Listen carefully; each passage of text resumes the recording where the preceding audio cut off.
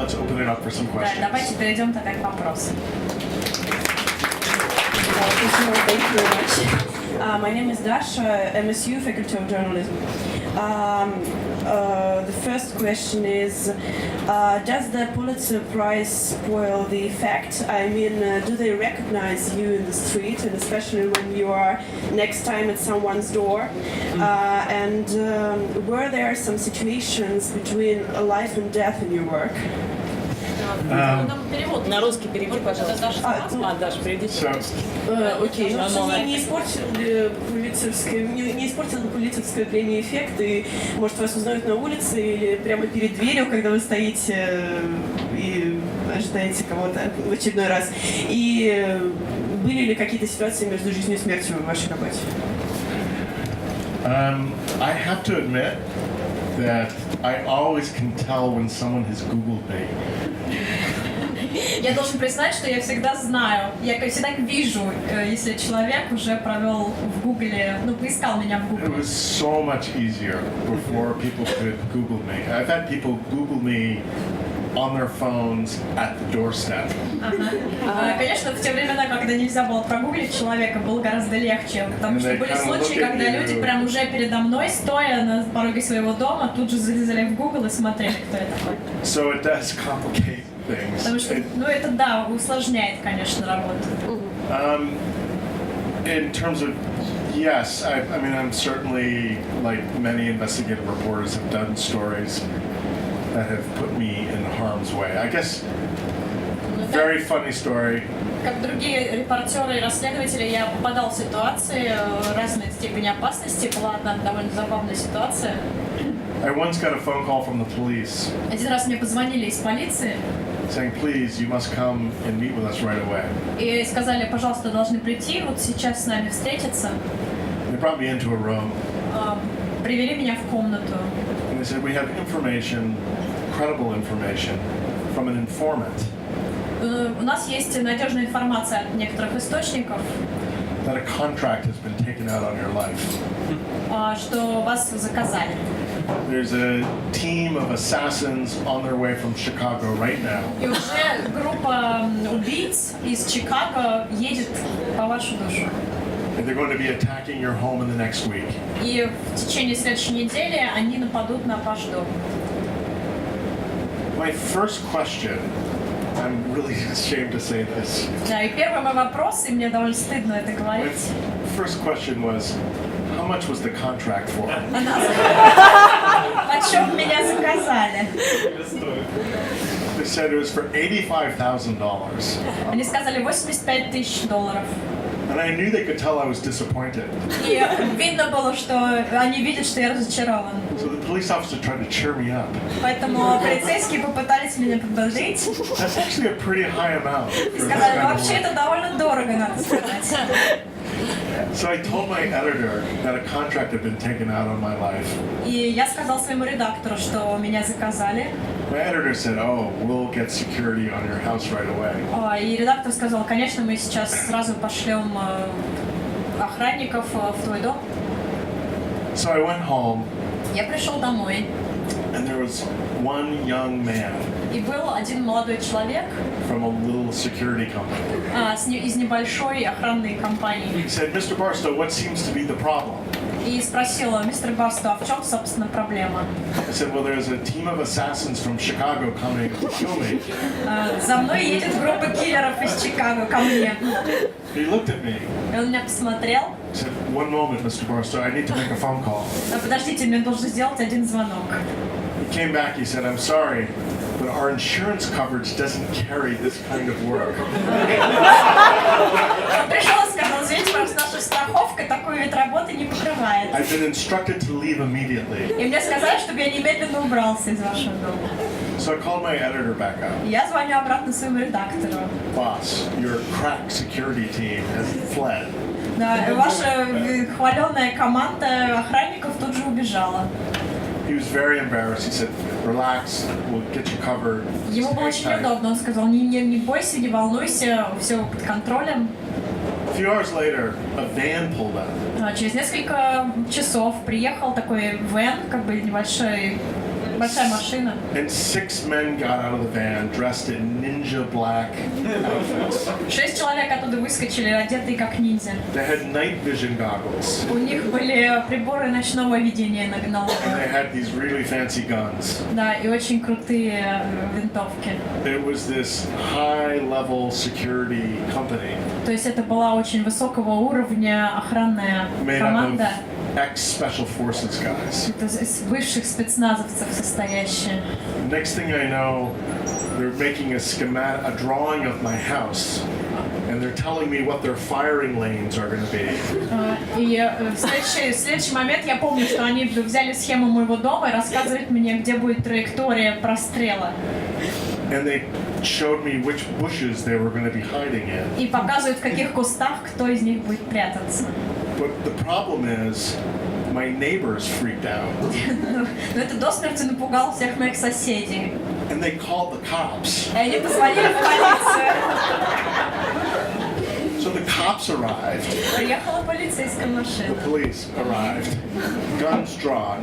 Да, уже наготове My с security team, night пистолетами. vision goggles. И моя вот эта охранная команда с приборами ночного видения. It was a mess. Был довольно-таки большой It беспорядок. all ended fine, and the security. I'm here to tell the tale. So. Да, ну, No guys from Chicago. What we did was we had an idea who had taken the contract out. Да, но на самом деле все кончилось хорошо, не было никаких ребят из Чикаго, но мы вычислили, кто это мог быть. Police delivered a very simple message, which is that if something happened to me, they would go after them. Да, и они смогли как бы предупредить, что если что-нибудь с ним случится, то мы знаем, кого мы будем искать. Other questions? Sorry, one more simple question, if I have a chance. Do you have a teacher you're grateful to, and did the Medical School of Journalism play a great part in your professional life and your professional growing? And школа журналистики, которую вы заканчивали, большую ли роль она сыграла в вашем профессиональном развитии? Есть ли учителя, которым вы можете сказать спасибо? Yes, I had teachers in university that were really important. Мои преподаватели в университете очень были важны для меня. Especially teachers who helped me understand the law as it relates to privacy and libel, defamation. Особенно те преподаватели, которые объясняли, как законодательство работает и как оно связано с правом частной собственности, законодательство о дефамации, о клевете. Public records laws. Законодательство, касающееся открытых источников. This is a huge resource to journalists who are doing investigative work. Очень большой полезный ресурс для всех работающих журналистов-расследователей. More and more countries are adopting public records laws that give you access to records that you couldn't dream of getting access to even 10 years ago. Сейчас все больше и больше стран принимают законодательство, открывающее общественные источники, те, к которым сейчас можно получить доступ, о чем нельзя было мечтать буквально несколько лет назад. I don't know the first thing about Russian public records laws. Я не знаю, как обстоят дела в России, что касается законодательства об общественных документах. But I can tell you that our Freedom of Information Act in the United States is a horrible law. It doesn't work very well at all. Наш в Соединенных Штатах акт о свободе информации — это довольно ужасный как бы закон, там он очень плохо работает. But if you're clever and you're persistent, you can make even a bad law work for you. Но если вы умны и если вы настойчивы, то даже можно заставить плохое законодательство работать. So you've got to become a master at public records laws in whatever the area it is that you're reporting on. И нужно быть действительно хорошим экспертом в законодательстве, что касается общественных документов, открытых источников, чтобы в этом всем оперировать. But most importantly, for young reporters, what really matters is finding great editors early in your career. И очень важно также для молодых журналистов найти хорошего редактора желательно, чем раньше в карьере, тем лучше. It doesn't matter if you're at the biggest, best news organization. И не так важно, если вы работаете ли вы в какой-то крупной, замечательной новостной компании. What matters is that you have an editor who believes in the idea of honest journalism. Очень важно найти такого редактора, который верит в честную журналистику.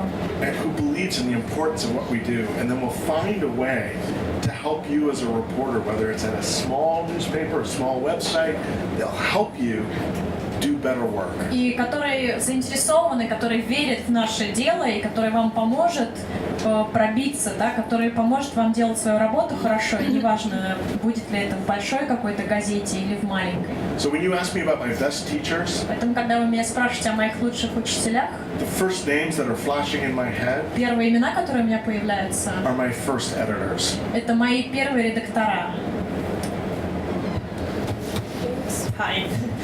I want to ask you, you said before that one of the most important sources for you is the secretaries of the high authority.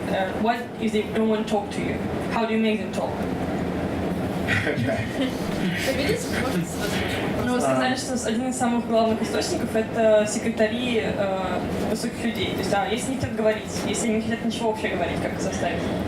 So first of all, not everybody will talk to you. Ну, на самом деле, не все будут говорить, да. Sometimes, no matter, how persistent and charming you think you might be, the door closes in your И face. иногда, несмотря на всю вашу настойчивость и обаяние, сколько бы вы ни стучали в эту дверь, она не откроется. Your best shot at getting people like that to talk is to convey to them a couple of things very, very quickly. Ну, самый хороший способ, как попытаться заставить этих людей говорить, нужно донести до них две вещи. One is that you actually just care to figure out what's going on. Первое — это то, что ваш естественный интерес в том, что на самом деле произошло. But you're not coming with a hidden agenda. У вас нет какого-то скрытого плана. The extent to which you can convey in your first questioning to them, the first conversation you have. Насколько вот в самом первом диалоге, в вашем самом первом контакте вы сможете передать вот этот естественный интерес? That you've taken time to do some homework. И нужно к этому подготовиться, нужно выполнить домашнее задание. Вы уже знаете об этом человеке что-то. And that you can convey a sense that you've talked to people. You're already beginning to talk to people, and that other people are talking to you. И вы можете передать вот это ощущение, что вы уже говорите с людьми, уже люди согласны с вами разговаривать. Вы пришли не к первому человеку. And that you come to them not asking like, where are all the dirty little secrets hidden? But you're asking them much simpler questions. И вы пришли задавать вопросы не где вот там какие-то маленькие грязненькие штучки у вас спрятаны, а гораздо более простые вопросы. Like, who works for this department? Кто работает на этот отдел? Right? A whole other set of questions И вообще вот другой набор вопросов, that are less obviously problematic. которые не вызывают каких-то проблем, которые не относятся к разряду проблемных. The extent that you can make those impressions right away И within the вот та first 5 степень, с minutes, которой вы можете на самом деле произвести это впечатление сразу, с первых секунд разговора, all it does is it increases your probability of getting to a conversation from like maybe 0% to maybe 25%. вот в этой степени и будет успешен и возможен ваш дальнейший диалог. Может быть, вы этим первым разговором увеличили свои шансы с 0 до 25. But once you get in that door, if you can get in that door, and if you can stay past coffee to lunch, right? Если вы умудрились проникнуть, так сказать, за эту дверь, да, если вас пригласили на кофе, вы ухитрились дождаться обеда, You'll learn two things really quickly. вы очень быстро научитесь двум вещам. One is that you'll know immediately that you're actually onto something. Otherwise, they probably wouldn't have let you in. Вы сразу поймете, что на самом деле вы что-то нащупали, потому что иначе бы вас, наверное, не впустили. The other thing is the best way to expand your web of sources is if you can get that first source and they begin talking to you, and they begin trusting you, and they begin pulling in other people for И you. чтобы расширить эту свою сеть источников, вам нужно, чтобы этот человек, с которым вы разговариваете, он потом привлек еще каких-то других людей. То есть через него вы вышли на другие источники. And it doesn't take many, but if you can get even a few in there, it's an amazing thing. It's a human instinct, a human response that there's strength in numbers. И не нужно, чтобы это было много человек, но много источников. Это есть такой инстинкт, когда вы поймете, что достаточно нескольких человек. And if they have a sense that, okay, this is a person who really cares about faithfully reflecting what actually is going on. Если ваши собеседники поймут, что ага, передо мной человек, который действительно, которого искренне интересует, что же произошло, в чем правда, And they open a few more doors. они еще несколько дверей перед вами откроют. That trickle can very quickly become a flood. И вот эта текучка, она может очень быстро превращаться в целый водопад. То есть, And that's what you're hoping for. и вот those на moments. это вы надеетесь, вот таких моментов вы ищете в своей работе. And there's another thing which you should always do, which is if you get in the door, you get coffee, you get lunch, you get dinner. It's so important to go back the next day. Да, и очень важно, когда вот вы смогли остаться на кофе, которое перетекло в обед, потом остались до ужина, да, очень важно вернуться на следующий день And to reinforce what it was that you think you learned from the first day. и упрочить вот это все, чему вы научились за первый день. Because no matter how good you are at questioning, Потому что не важно, насколько no matter хорошо how ваше thorough you искусство are as an интервьюера, interviewer, inevitably you forget things. неизбежно ask вы какие-то questions. вещи забываете, о чем-то забываете спросить. And that second bite of the apple И вот это второй кусок яблока, is very often where the best information comes from. это вот когда именно самая хорошая информация If that к вам makes sense. поступает, если понятно, о чем я говорю.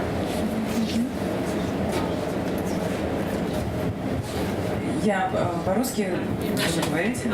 На часть вопроса уже мы его ответили вот в предыдущем. И я тоже хотела спросить про источников. Как вы подбираетесь к первому своему источнику, вот к этой самой двери? Вы же должны узнать имя, даже если это секретарь, имя, фамилию, адрес, где обедает, где гуляет собака, где живет. И как вот этот первый контакт происходит, ну хотя бы потому, что там есть барьеры, как охрана там, личного пространства, частной жизни. Это первый вопрос. И второй, сколько источников у вас по одному факту? У вас есть какой-то факт, сколько по нему нужно источников, чтобы подтвердить? Okay.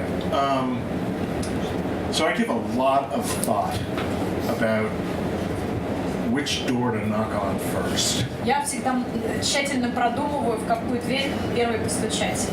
It's a whole other conversation. We could spend 3 hours talking Мы на about. 3 часа можем посвятить только разговору о том, вот как это выглядит. But it's very, It's most interesting part. it's very important to really think through Да, действительно очень важно это тщательно продумать. the order of people you're going to go. Порядок людей, к кому вы первому, к кому второму пойдете.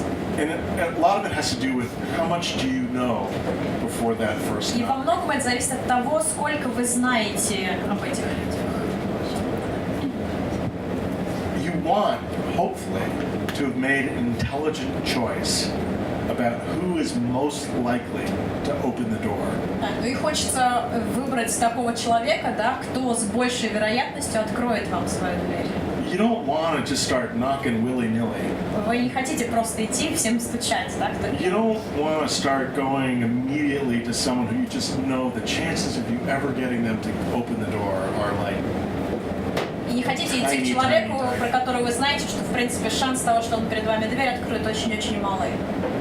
You want to work your way there. Нужно проработать свой путь. So if you have the luxury at least of having done some homework, Если у вас есть такая роскошь, что у вас есть время выполнить свое домашнее задание understand something about the organization or the person or the network и that you're, понять что-то об организации reporting или о человеке, или об вот этой сети людей, you want to make a guess ultimately it's a вам guess нужно фактически угадать, of who is most likely to be the first person to open it. кто, скорее всего, станет вот хорошим таким первым And then- человеком, который откроет дверь. What I said before, which is when you make that approach, you don't make the approach with a notepad out saying "Gah," right? You make the approach. Когда я говорила о своем подходе, да, что вы не с блокнотом появляетесь там I mean, перед this, some of человеком this и stuff говорите, is ага, я stupid вас stuff, but поймал, it да? actually works. Like Да. I'll oftentimes, when I'll go to the door, I'll actually have my arms, I'll be carrying files, right? Big binders. I carry my work in these big black binders, documents. And I'll carry big binders. And I'll walk up to the door with big binders, and I'll have one piece of paper stuck between my finger right here. And I'll knock on the door with my knee, right? Есть какие-то вещи, которые, может быть, показаться глупыми, но работают. Я, например, появляюсь перед своими источниками иногда с папками, которые несу под мышками, да, вот в черных папках у меня находятся все мои сотни документов. Один документ какой-то самый важный я зажимаю в руках. в And when пальцах. they open the door and they see me there, Я I've got стучу this в дверь piece of коленом, потому paper. что руки заняты. It's human instinct often for them to say, "Oh, come on inside and put this stuff down." Да, и когда они открывают дверь и видят, что я стою с этими папками, это такой человеческий инстинкт сказать, ой, зайдите, положите свои папки, вам And так it's будет human проще. instinct for them to be curious about, well, what's that one piece of paper that you've got between your Также и fingers? такой их человеческий, естественный инстинкт заинтересоваться, что же это такое, что вот я не в папках держу, а вот один какой-то документик я достала и держу отдельно. You're just hoping that those human instincts kick in И вы как-то вот надеетесь, что такие простые человеческие инстинкты сработают. and at least then get you in the door. И, по крайней мере, позволят вам зайти в дверь. And those big binders И вот эти большие папки, also just announce, without you even having to say very much, они уже объявляют, без того, чтобы вам надо they это самому announce сказать. that you've done a lot of work. Они показывают, что вы уже большую работу провернули. You know a lot already. Вы уже много знаете. And it triggers in them a curiosity. И это запускает любопытство. How much does he really know? А насколько вы правда много знаете? And when people will say to you, and this is often happens, they'll say right out of the gate, they'll be, well, I'm not going to answer any questions. И иногда люди говорят сразу уже на входе, я вам не отвечу ни на какие вопросы. I can't talk to a reporter. Я не буду разговаривать с репортером. And I say to them, it's okay. It's Я говорю, okay. хорошо, хорошо. You don't have to talk. Не надо разговаривать со мной. But just give me 10 minutes to tell you a little bit Дайте мне 10 минут, я вам расскажу хотя бы немножко, about why it is that I've come all this way почему я проделал весь этот путь, to knock on your door. чтобы постучать вам в дверь. And you're trying to that's what you're trying to do in these first critical minutes. И вот Right? в эти первые критичные минуты вы пытаетесь вот это сделать. It's a psychological thing that you're trying to Это achieve. очень психологические вещи, которые тут надо делать. And so I spend a lot of time thinking and plotting and planning. Okay, Я очень how are those first 10 minutes going to go? Большое время уделяю тому, чтобы продумать и простроить, и такую драматургию составить, сценарий того, вот что я хочу сделать в первые минуты встречи. What documents can I show them Какие документы я могу показать, that will make them interested которые их заинтересуют, and that will make them feel like maybe they should spend a little bit of time talking? которые им дадут понять, что, может быть, надо все-таки действительно уделить внимание и поговорить об этом. And yet, that also, in case they don't, И тем не менее, даже в том случае, если они не захотят говорить или don't пускать, do damage to the rest of the reporting that I want to do. don't do damage, right? Don't damage the rest of the reporting that I want to do. You tell them. You don't want to give away, you Вы не know, хотите испортить весь остальной процесс своего репортажа или поиска репортажа. you need to be a little bit careful until you know where they're gonna fall out. Вы должны как бы понимать, в какой момент они могут выпасть из процесса. But like, it's all about just years and years and years of doing this kind of work Но на самом деле это вот годы и годы и годы работы, которые мы делаем. to build up a kind of instinct about who's likely. Когда у вас уже вырабатывается инстинкт, и что вы понимаете, кто вам поможет. And it's, I mean, I'm telling you very honestly, you can, you know, this kind of work, if you're batting 500, You're doing incredibly well. Я очень честно вам могу сказать, что если вы поставите на этот спор, там, не знаю, $500, то это очень хорошее умение. То есть, если вы способны поставить на кон, например, $500. 50-50. Это 50 на 50. Ну, что вы выиграете. Is there another question? I think there was another question. И был еще какой-то вопрос. Второй вопрос был, сколько источников вам нужно для проверки одного факта?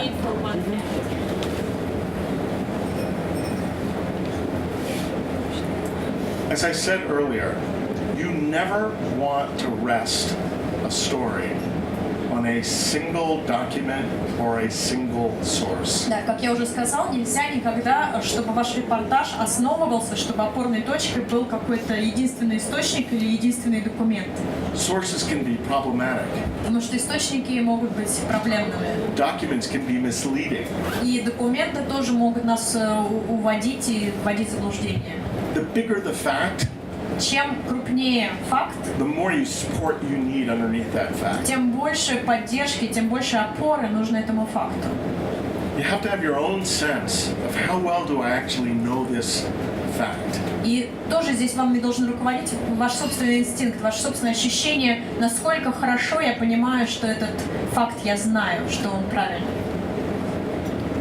Usually I know that I'm coming to the end of the reporting process. Обычно я понимаю, что подхожу к концу процесса репортажа. When I get to the point where everything that I'm hearing, it's all reinforcing the same set of facts. Когда все, что я дальше слышу, оно как бы усиливает и подтверждает всю ту же самую информацию, что я уже знаю. And you're waiting to get to that point. И вот вы хотите достигнуть именно вот этой точки. I said to be patient about fact checking.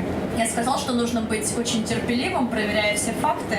The same thing applies to the reporting process. И то же самое относится и к самому процессу репортажа. It's the hardest thing to do in journalism. Это очень сложная работа. Это самое тяжелое, что можно делать в журналистской работе.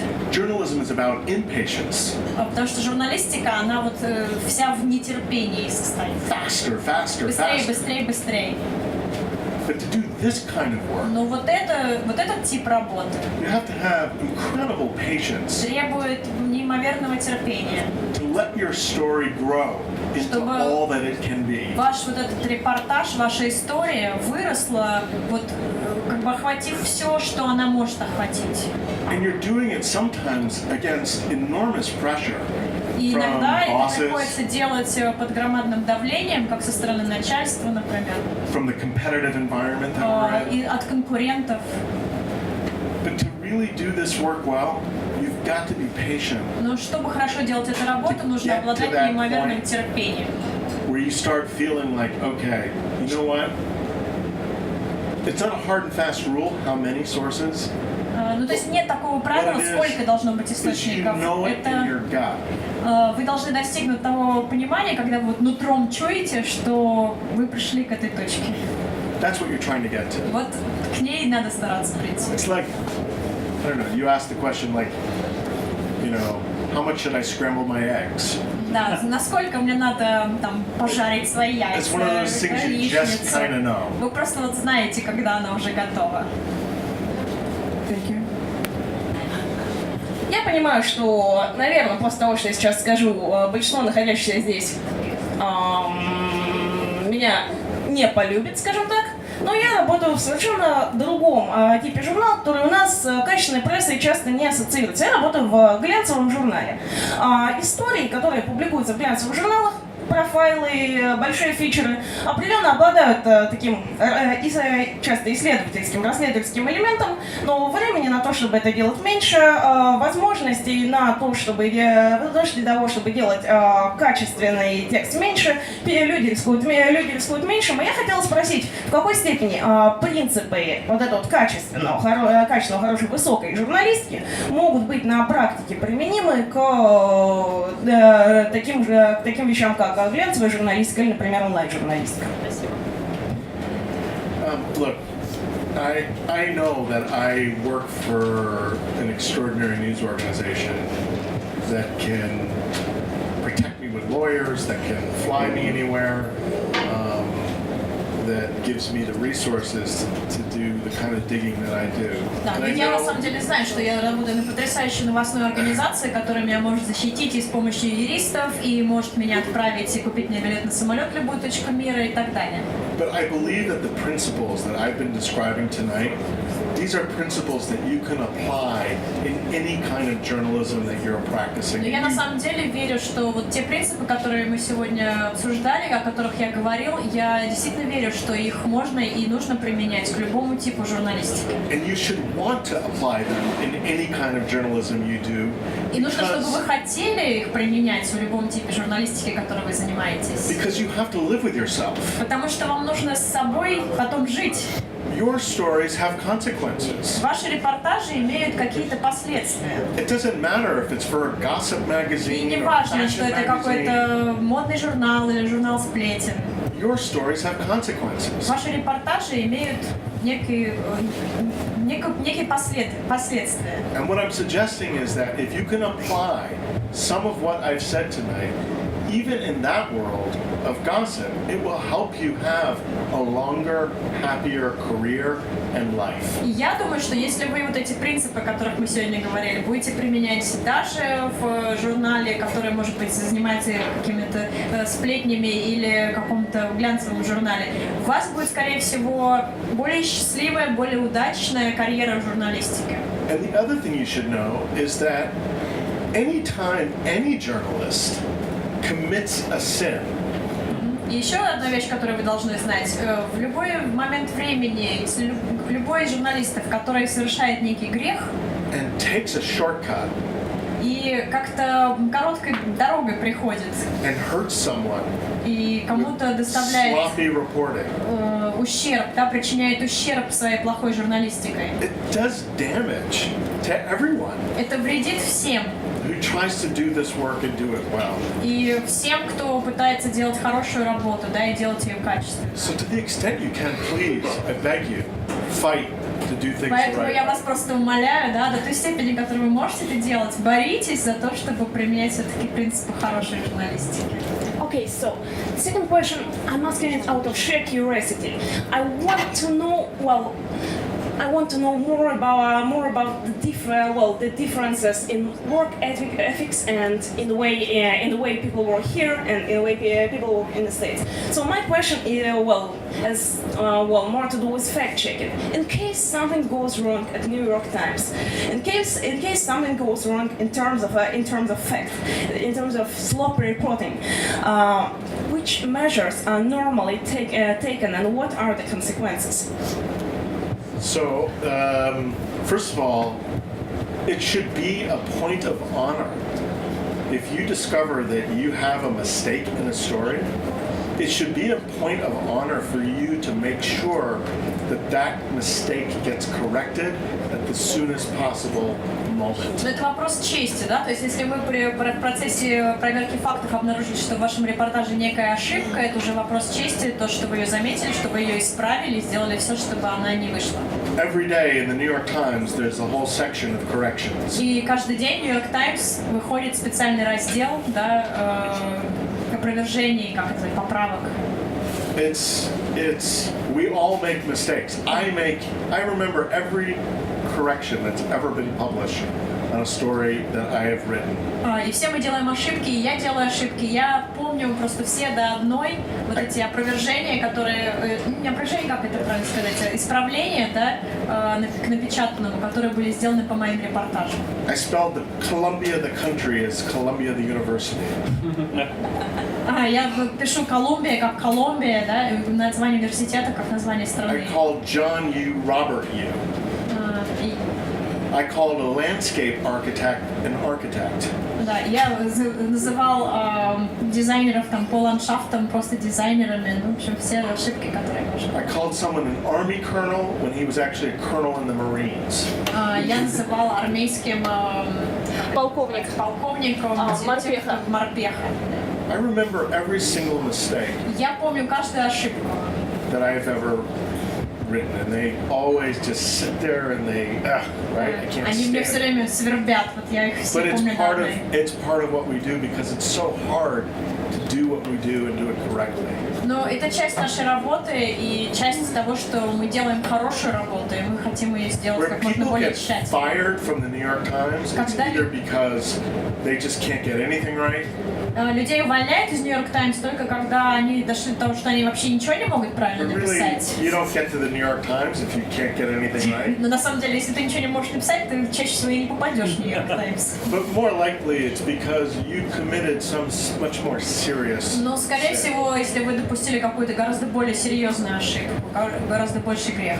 We had a young journalist, his name was Jason Blair, У нас был молодой журналист по имени Джейсон Блэр. and he fabricated dozens of stories. И он That sounds familiar. сфабриковал просто I've десятки heard about разных it. историй. I'm the one who wrote those stories about him. И я как раз написал вот все эти рассказы о нем. And yes, he was fired, И да, он был уволен. and the top editors of the newspaper also were forced to resign. И тоже также двух наших редакторов, самых высших редакторов, самого высшего уровня, вынудили уйти. But by and large, it's understood Но в целом понятно, что that you're going to have mistakes every now and again, время от времени будут and какие-то that shouldn't ошибки. result in you being fired. И every это time не you have a приведет, mistake. скорее всего, к увольнению. Okay? Thank you so much. You're welcome. Добрый вечер. Меня зовут Денис Захаров. Вопросов у меня 3. Первый короткий вопрос связан с вашей технологией записи многочасовых интервью. Вы тренируете память или используете диктофоны? No, I do. So I don't. First of all, I do record all the time. Да, я все время записываю. Technology is getting better and better and better. Технологии становятся все лучше и лучше. Transcribing has become less and less of a problem. И все меньше на расшифровку сейчас требуется усилий. But I don't walk, again, I said I don't walk up to the door with the notepad Но out. опять же, никогда я, как я уже I говорила, не don't walk up to появляюсь the door с with a recorder блокнотом out или either. с диктофоном. You try to work that in as gracefully as you possibly Нужно как-то can. очень изящно к этому And подвести you have to read the собеседника. situation. И нужно, опять же, считывать I ситуацию. mean, at some point you're going to pull your notepad out and start И, taking конечно, в какой-то notes. момент вы извлечете блокнот и начнете But you записывать. have to read the people to know whether you. Но нужно читать Say it людей, чтобы понять, что вот сейчас в этот момент это нормально. Usually what I say to people is I say to them, listen, I really want to be able to focus entirely on what it is that we're talking about here. Do Обычно you я говорю mind- людям, слушайте, я хочу на самом деле полностью сконцентрироваться на том, что вы мне So do you говорите. mind if I record so Вы that не I can just возражаете, если я completely focus on what начну you're saying? записывать, потому что я хочу все внимание уделить вам. And that tends to work the best. И обычно это срабатывает. Позволяете ли вы себе художественные приемы в ваших расследованиях? Artistic sort of traits in your reports, some adorning maybe things. Like Truman Capote in Cold Blood. Oh gosh.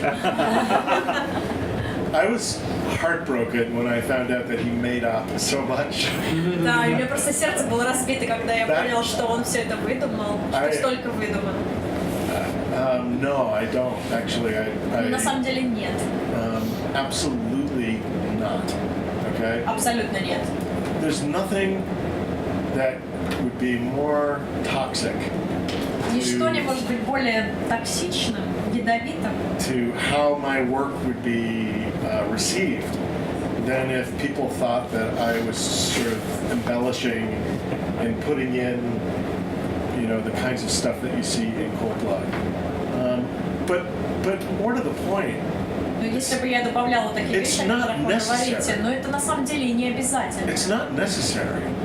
Но почему, когда вы открываете двери, рассказываете о том, как вы что вы увидели, о чем вы подумали о человеке, когда инсайдер? В смысле, когда Ну, вы ну пишете да, репортаж, сам момент да. прихода, может быть, описывает, как он пришел к человеку, что он увидел, о чем он подумал.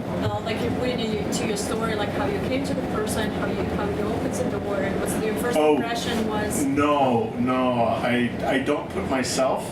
I mean, magazine reporting often puts the reporter in. Себя я не помещаю в репортаж. Это такой журнальный вариант, когда про журналиста идет And that's рассказ. okay, that's И это okay. Нормально, это тоже один из. But it's not what I do.